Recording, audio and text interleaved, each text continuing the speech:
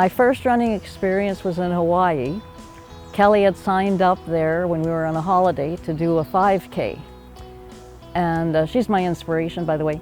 So I started running with her, and after we had done the first loop, I thought, well, you know, I'll stop now.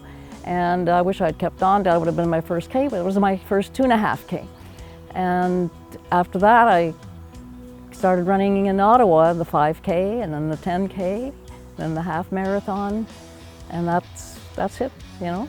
I've been doing that since the age of 70. I'm 82 now. God. I have a friend, I call him my coach actually, who said, well, Helen, if you can do 5K, you can do 10, you know. And then the next time it was, well, you can do a half marathon. And then he said, well, then you can do a marathon. So I've done 4 of those, but I think my marathon days are very, very much over. But half, I'm still game to try. Yeah, I think I've done about 70 races and all. It might be a little bit more, because for about 10 years we were doing at least 2, if not 3 half marathons. The Army Run, the Florida Run, because we go to Florida for American Thanksgiving, and coincidentally the Space Coast Marathon and half marathon is on the Sunday after American Thanksgiving, so we were there and we took advantage of the opportunity. Plus they give super medals, all about, yeah, and you meet an astronaut. The one that stands out the most really is the Paris Marathon, because if you're going to visit a city and you don't want to be in the traffic or behind buses or anything, run a marathon. You've got the place all to yourself, and you're going by the Eiffel Tower, and you're going through Champs-Élysées. You're seeing Paris like you're on your own. It's really beautiful. And I have heard that I'm an inspiration to others. When we were running Paris, it was so funny because they're all looking at me and they're saying, "Oh, madame," you know, and I should have done a facelift. But anyway, we had this prince, we were running in Paris, and this African prince, all in his beautiful, beautiful colored garbs. And doesn't he put his hand out and start running like about, 20 steps with me, sort of thing.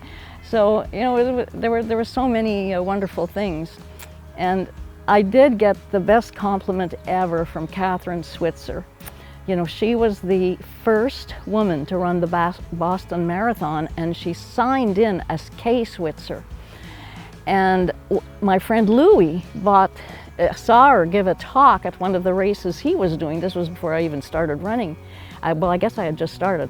And he had her sign, "Helen, you are an inspiration to me, starting to run at 70. And she signed it. And then years later, that's why I'm wearing this one, because she started a charity. And this was the Niagara Run. It was one sponsored by her. And the money goes to training like poor countries, girls in poor countries to run, as a sense of freedom, sort of. And Catherine Switzer, I brought that book to her when I ran Niagara, and I said, look, you signed this. And she added another thing and said, you are my inspiration. I decided to run a marathon 50 years after I ran my first Boston Marathon. And she did it when she was 70. So that was kind of a compliment, I always try and get, people to donate to a specific charity, like the support for military families in the Canadian Army Run is one. And I have done a lot of runs like for Care For, which is a home care service. And I've done, this one is for the Pearly Rita, where I volunteer. And yeah, I've done, most races I have had a recommendation, like if you're going to make a donation, do it to this charity. And people get a tax receipt, so we all benefit, So it is very important to be active, especially as a senior.